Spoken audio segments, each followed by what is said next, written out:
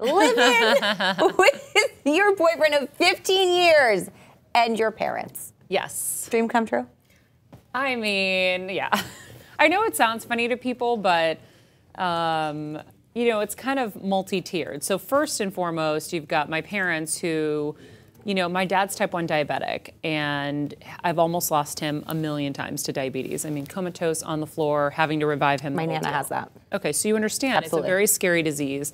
And I was in and out of hospitals. We were on first name basis with all the firefighters who came to the house and the ambulance workers in Medford, Mass.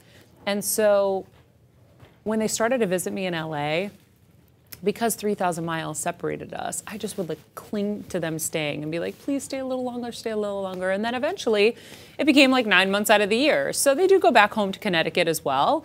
But most of the year they're with us. And I love that for that reason, obviously, because I feel incredible guilt when I'm not there to save him, or I'm always worried about him.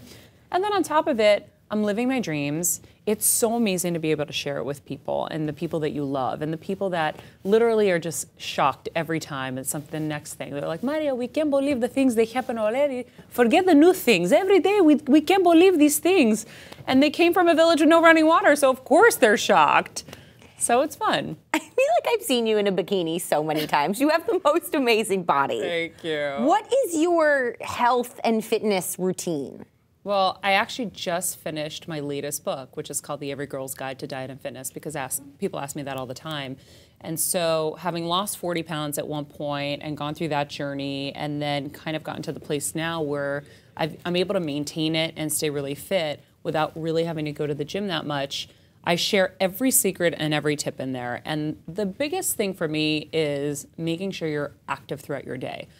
I burn most of my calories throughout my day because I walk with a purpose. I'm very intense. I'm moving as quickly as I can, and I'm always moving. So I'm always taking the harder way, whether it's the stairs, the longer route, carrying things so that I'm like getting my, you know, weight in there. And then I love hot water and lemon, another great secret.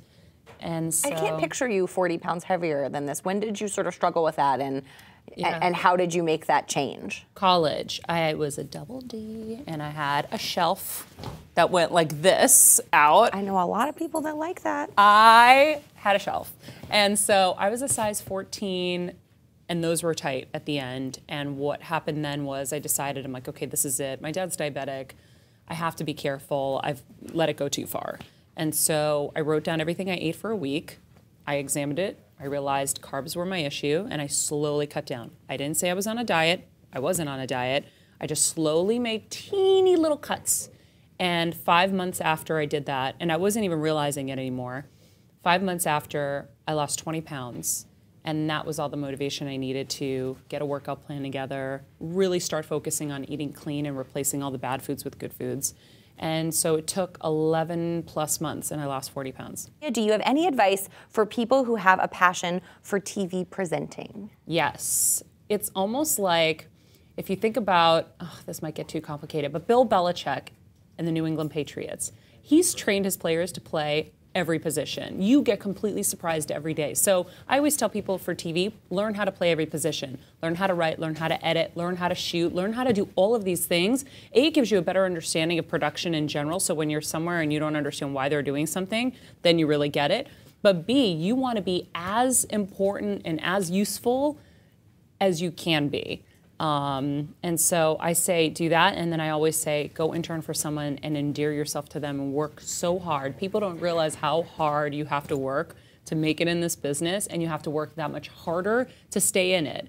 And be resourceful. Don't ask me how to charge an iPhone. Figure it out. Like, it's amazing sometimes when people are like, you know, this generation sometimes they're just so used to having things done for them. So figure it out. Be resourceful. That is great advice, and I could not agree with you more about just doing everything. I feel like I've had every job in this entire industry. You have to. You have to be versatile, and you have to have experience in everything. I mean, Tom Hanks said it too, in with regards to filmmaking. Actors got to direct, directors got to act.